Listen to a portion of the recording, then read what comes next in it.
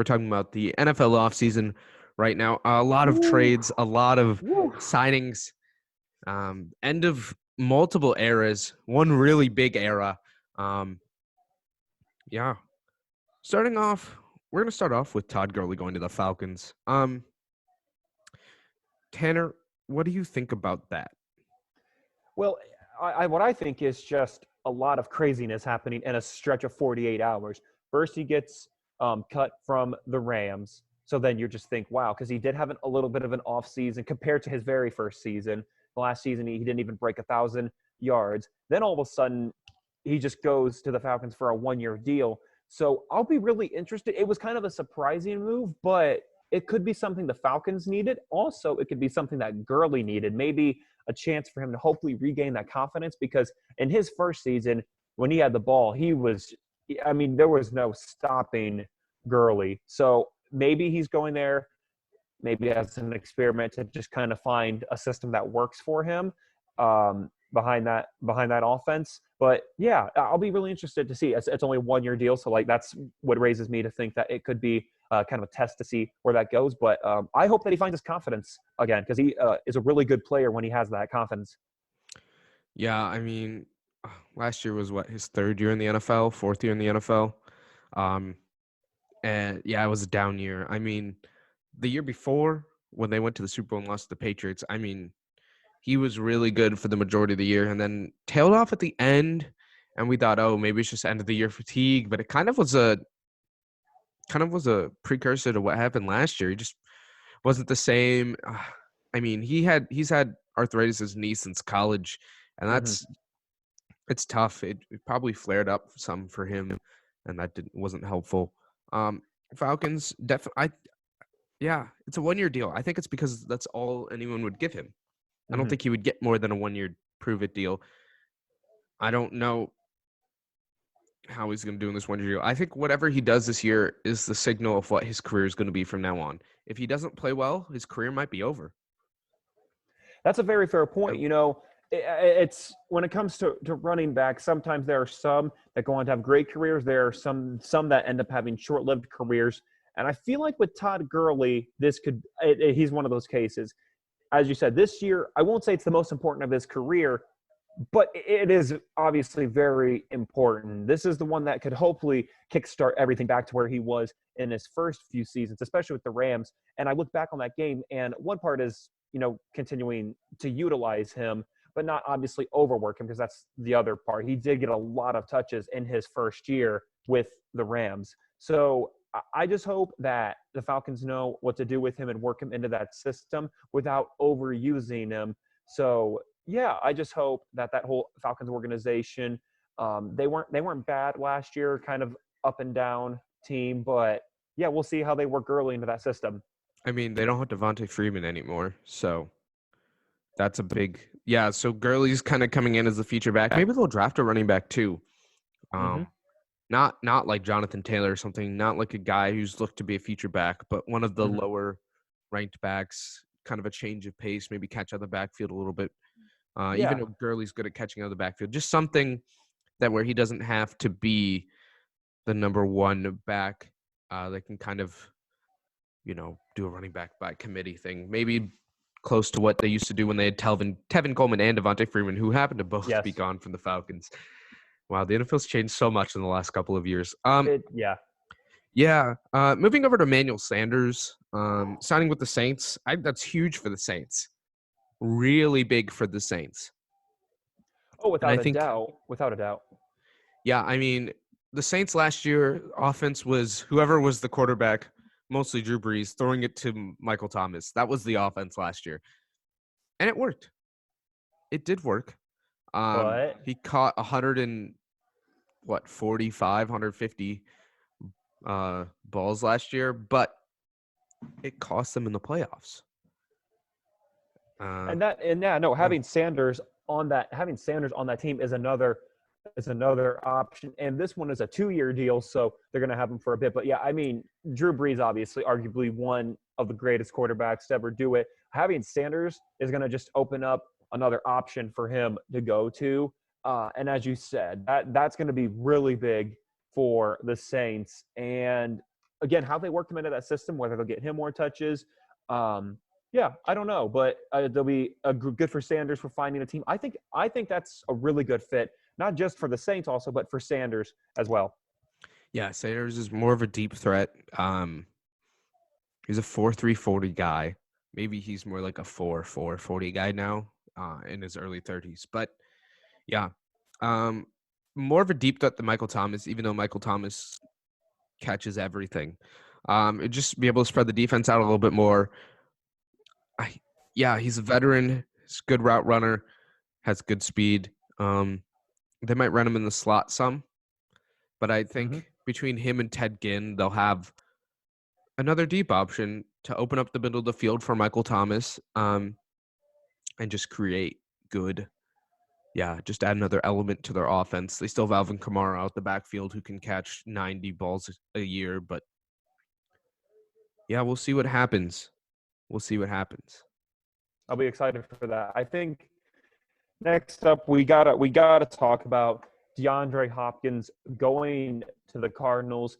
Zach, I know for me personally, that was a really big one. DeAndre Hopkins last year, he had over 1,000 catching yards, which was 11th in the, which actually also talked more about. Sorry, couldn't find the stat, but with DeAndre Hopkins, and he had over 1,000 catching yards, which was 11th in the NFL, and he is just a great option. But Zach, that DeAndre Hopkins was huge for the Cardinals now. Yeah, the Cardinals got him for what? David Johnson, the second rounder. David Johnson, speaking of running backs who seemed to have fallen off a cliff. The first 2 years in the NFL, he was. People thought he was going to be a 1,000 and 1,000 guy, 1,000 rushing yards, 1,000 receiving yards, and then all of a sudden he just fell off a cliff. And maybe he regains that magic in Houston, but he just didn't work the last 3 years, 3 years in Arizona, and now he's in Houston. Houston, what they have Lamar Miller, DeAndre Foreman.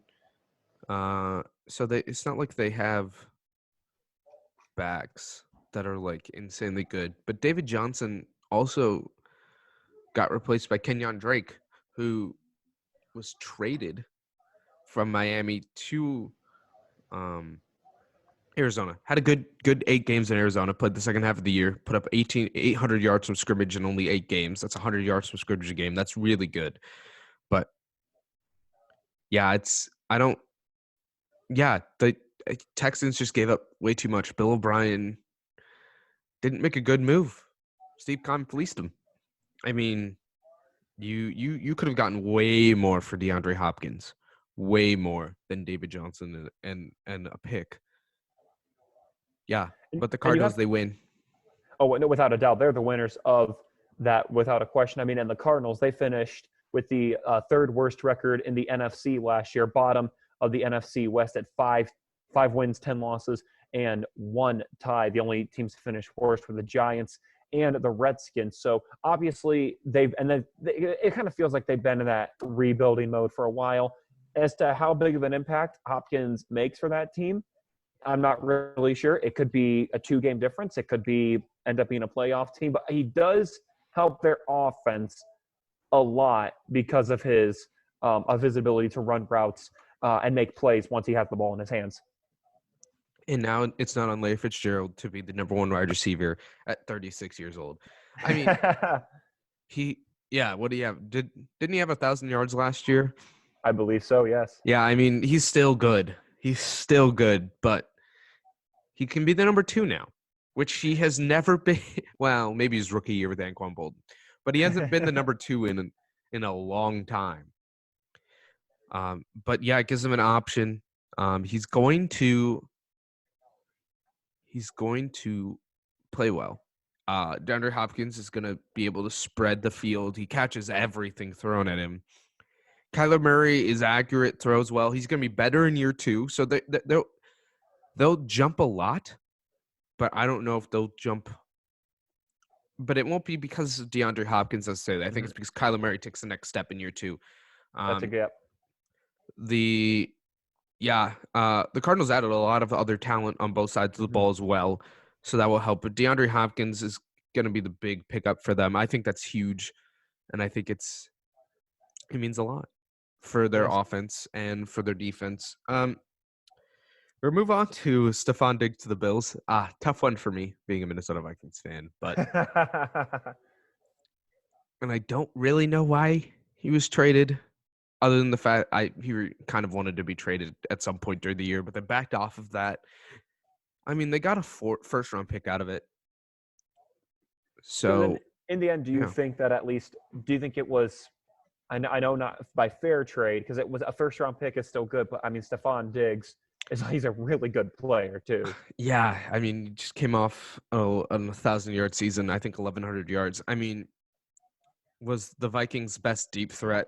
Uh, he's one of the best at catching contested balls in the NFL. Tough move for the Vikings. Bills add another weapon to an already pretty strong receiving core with John Brown and Zay Jones. Now they add Stephon Diggs. Yeah, I mean a lot of pass catchers there for Josh Allen. A lot of good pass catchers too. So good move for them. Um, I think yeah, the this will add to Vikings, that too. Yeah. they got a first round pick. They're gonna have to draft offensive linemen, Hmm. but I think it'll be huge if they get another wide receiver. I want them to draft Justin Jefferson, Hmm. about the same size, about the same height, a little bit heavier, jumped a little bit higher at the combine, ran a little bit faster at the combine, uh, caught a lot of passes at LSU, um, from Joe Burrow last year.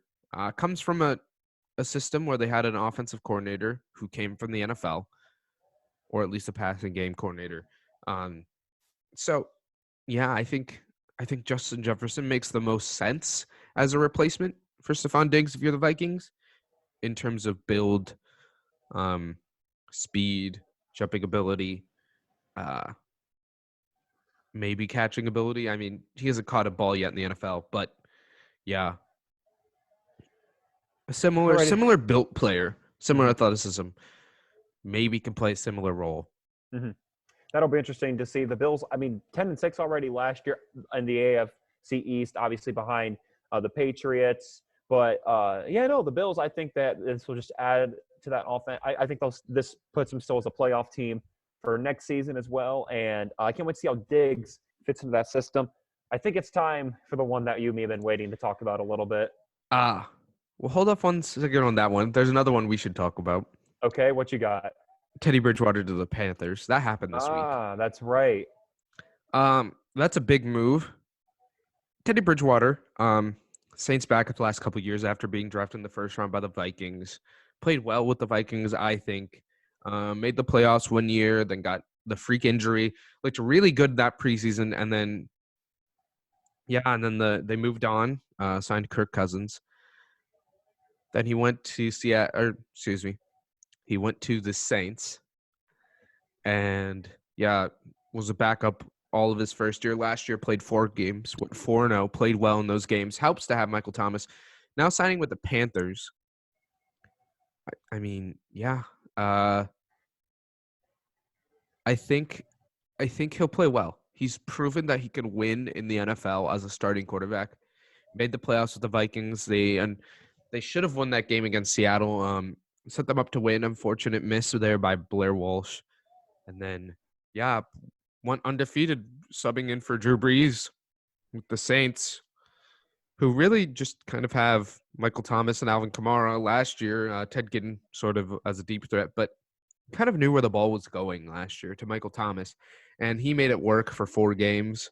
Um, I'm sure the Saints wanted to keep him. Drew Brees isn't going to be in the NFL for forever. Maybe they're expecting Taysom Hill to be their starting quarterback when he leaves. I don't know. But, yeah, I think it's a good move for the Panthers.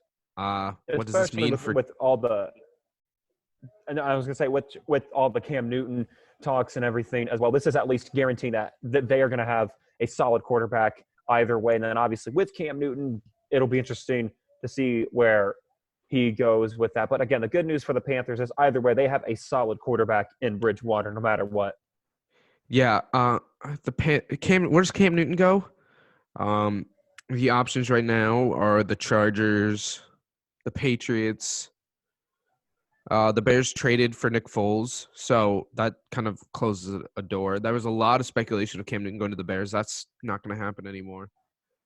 But yeah, I think it's really the Chargers and the Patriots are the two that are kind of places that make the most sense.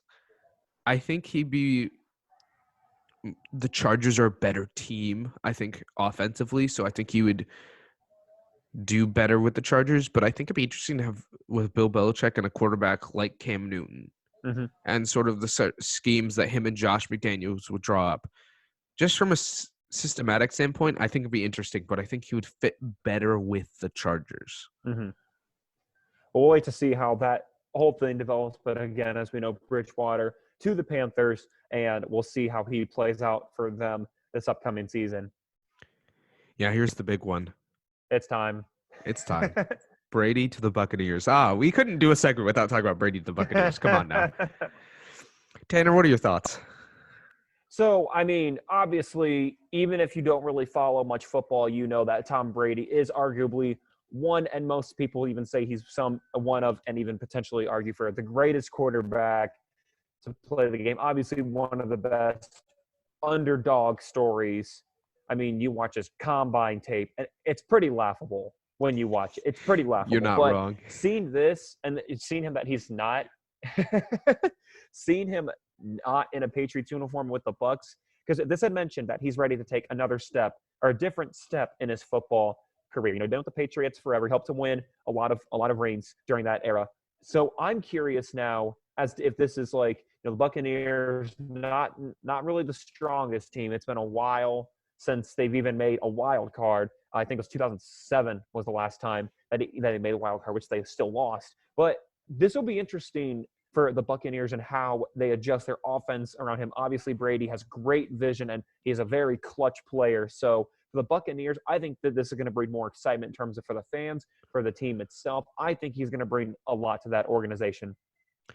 You also have to remember there's a report that came out that a lot of players want to go to the Buccaneers now because of Tom Brady. Yep. Tom Brady wins. That's what he does. He just wins. Winner.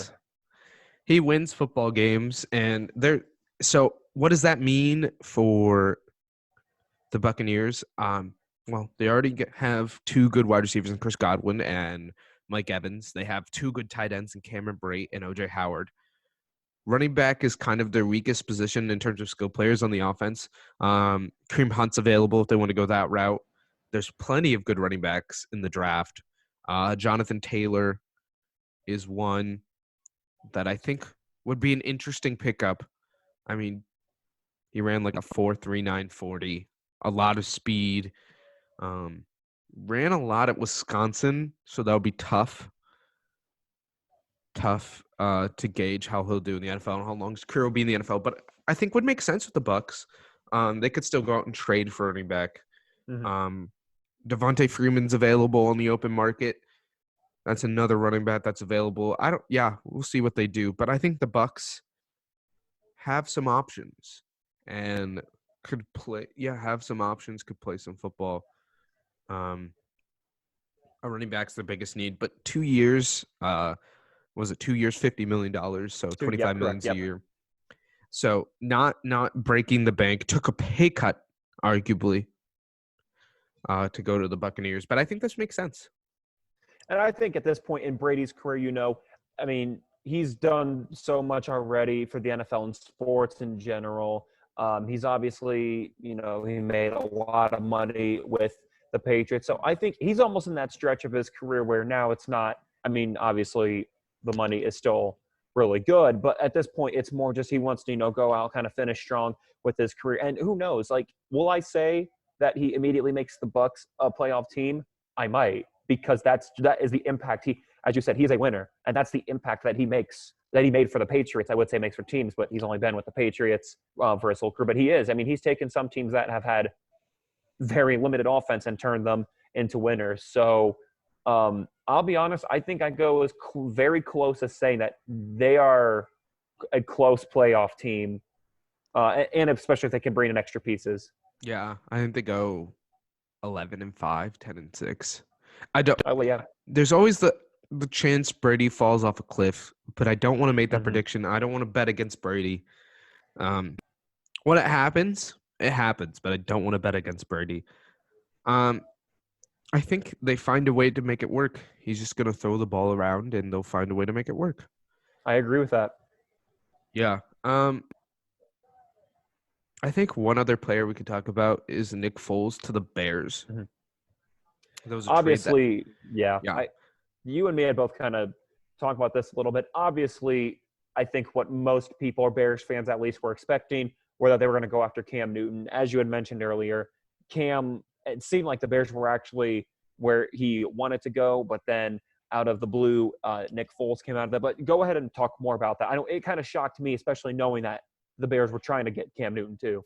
Yeah, and Teddy Bridgewater was linked to the Bears heavily at points this offseason. So, yeah, Nick Foles going to the Bears. I think they traded for him because they're signaling to Trubisky, we're not trying to replace you. We're just trying to bring in competition because Nick Foles is a little bit more competition than Cam Newton or Teddy Bridgewater. I think he's more of a, hey, play better than a, hey, we're replacing you. Because I think Cam Newton to the Bears means Trubisky's the backup. Correct. I don't think you can put Cam Newton as the backup to Mitchell Trubisky.